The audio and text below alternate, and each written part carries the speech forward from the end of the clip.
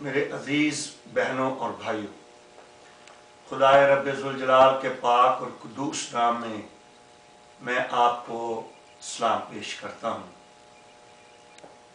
آج خدا ان کے زندہ کلام میں سے چند ایک اہم ترین باتیں جو کہ پرستش کے حوالہ سے وہ میں آپ تک لانا چاہتا ہوں، تاکہ آپ عبادات میں اپنی پرستش کو، اس کے معیار کو مزید بہتر کر سکیں اور ہم اپنے خداوند کے نام کو عزت اور جلال دے سکیں۔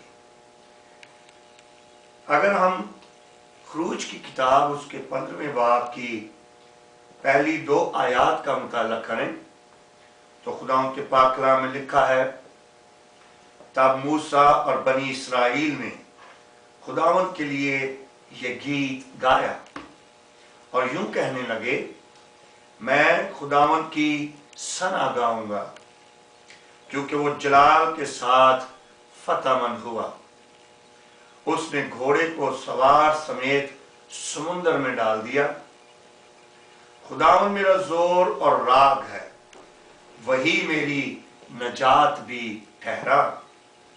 وہ میرا خدا ہے، میں اس کی بڑائی کروں گا۔ وہ میرے باپ کا خدا ہے، میں اس کی بزرگی کروں گا۔ میرے عزیز، جو بات میں آپ کو بتانے جا رہا ہوں وہ یہ ہے کہ جب انسان کی زندگی میں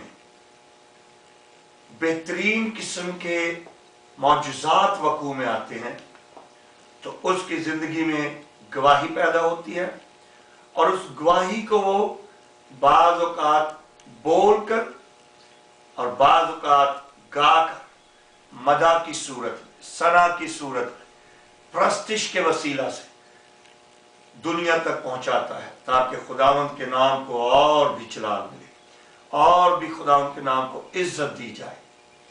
آپ تمام اس اہم ترین ہسٹوریکل واقعہ سے واقف تو ہوں گے ہی کہ کس طرح ہمارے خدائے رب ذوالجلال نے بنی اسرائیل کو موسیٰ کی رہنمائی میں ملک مصر سے نکالا، اور جب وہ تمام کے در تمام ایک بہت بڑے سمندر پر آ کر ٹھہر گئے، پیچھے فرعون کے رتھ، سامنے بحر کلزم، اس وقت خدا نے جب اپنی قدرت کا اظہار اس طرح کیا کہ اس بحر کو 2 ٹکڑوں میں، 2 حصوں میں تقسیم کر دیا، اور بنی اسرائیل قوم بڑی سلامتی کے ساتھ وہاں سے جب نکل گئے تو دوسری طرف پہنچنے پر انہوں نے دیکھا کہ ان کا پیچھا کرنے والے کس طرح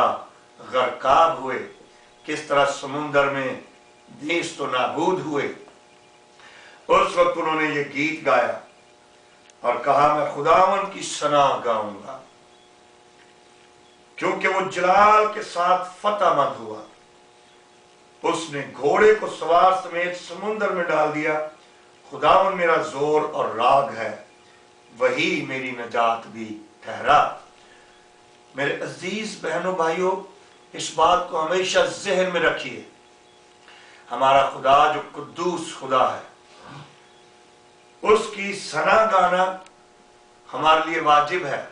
اس کے پیچھے ایک گہری وجہ ہے، اور وہ وجہ یہ ہے کہ اس نے فتح مندی، خود بھی وہ فتح مند ٹھہرا اور ہمیں بھی فتح مندی سے ہمکنار کیا ہے۔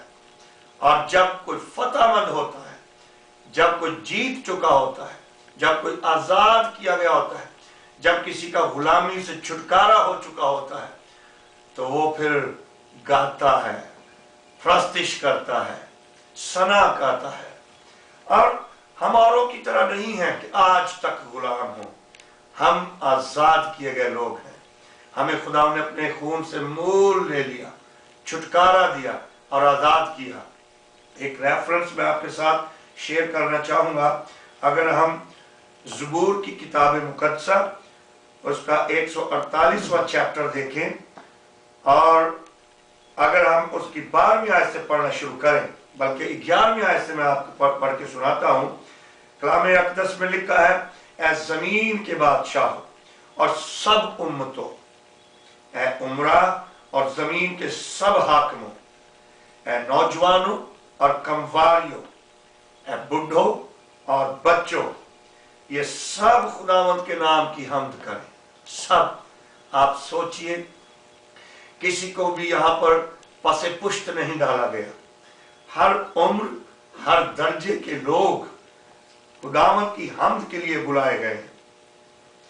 ये सब खुदावंद के नाम की हम्द करें, क्योंकि सिर्फ उसी का नाम मुमताज है, उसका जलाल जमीन और आसमान से बुलंद है, और उसने अपने सब मुकद्दसों यानी अपने मुकर्रम कौम बनी इसराइल के फख्र के लिए अपनी कौम का सींग बुलंद किया। बेहतरीन जो अमल है कि बादशाह, उम्मतें, उमरा, जमीन के हाकम, नौजवान, कमवारियां, बूढ़े, बच्चे, खवातीन, मर्द, सब क्या करें?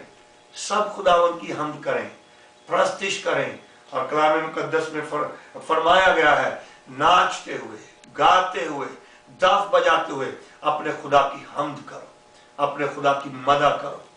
सो मेरे अजीज बहनों, भाइयों, मेरे दोस्तों, याद रखिए, इस थोड़े से कलील से वक्त में मैं जो बात आप तक पहुंचाना चाहता हूं वो यही है कि हमें इस रुए जमीन पे बसते हुए फतहमंदों की तरह प्रस्तिश करना चाहिए। हमें दलेर होकर अपने खुदावंद के नाम को अपने जुबान, अपने सुखन, अपने दहन के वसीला से अपने फतहमंद खुदा को फतहमंदी के साथ उसकी प्रस्तिश करते हुए इज्जत और जलाल और तकरीम देनी चाहिए।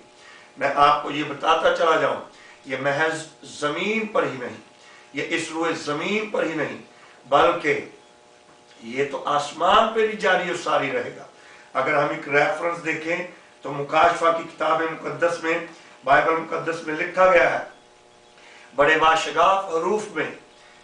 अगर हम मुकाशफा की किताब उसके 19वें बाब की 4थी आयत से पढ़ना शुरू करें तो यहां पर लिखा है, और 24 बुजुर्गों और 4 जानदारों ने गिर कर खुदा को सजदा किया जो तख्त पर बैठा था, और कहा आमीन, हालेलुया। और तख्त में से ये आवाज निकली कि ऐ उससे डरने वाले बंदो, खा छोटे हो खा बड़े, तुम सब हमारे खुदा की हम्द करो। इस बात पे मैं फिर फोकस करूंगा, खा छोटे हो खा बड़े। जरूरी है कि हमारी कैटेगरी कौन सी है, हमारी स्टेज कौन सी है, हमारा मुकाम क्या है, हमारा मयार क्या है, हम किस जिम्न के लोगों में आते हैं, हमारा शुमार किस जुमरे में होता है, किस किस्म के ग्रुप में हम हैं, हम बिजनेसमैन हैं, हम वर्कर हैं, हम बादशाह हैं, हम उमरा हैं, हम कमजोर हैं या जोरावर। हालत कुछ भी हो, कंडीशन कुछ भी हो, सिचुएशन कुछ भी हो, जरूरत इस बात की है कि हम अपने खुदावंद के नाम की हम्द करें, उसकी प्रस्तिश करें और जी जान से करें, उसकी शान के शायान करें, प्रस्तिश को सुने, प्रस्तिश करें और अपने खुदावंद के नाम को इज्जत और जलाल दें।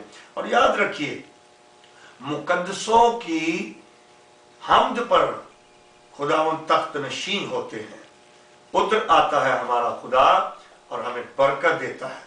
सो मेरे अजीजों, मैं जरूर कहूंगा कि आप अपनी प्रस्तिश में, अपनी मदा में अपने खुदावंद के नाम को इज्जत और जलाल देने के लिए क्रिएटिव हो जाएं और बढ़कर अपने नाम को, अपने खुदावंद के नाम को इज्जत और जलाल दें। खुदावंद आपको बरकत दे, अपने जलाल के लिए इस्तेमाल करे और इस कलाम के वसीला से, इन चंद एक बातों के वसीला से आपको हमेशा बरकत बख्शता रहे। मुझे उम्मीद है कि आप इस कलाम को अपने दिलों में रखेंगे। खुदावंद आपको बरकत दे। बिशप जावेद जॉनसन अहल की तरफ से, मेरे घराने की तरफ से और हमारी मिनिस्ट्री की तरफ से آپ کو ہمیشہ برکت جاری و ساری ہوتی رہے. آمین. شکریہ.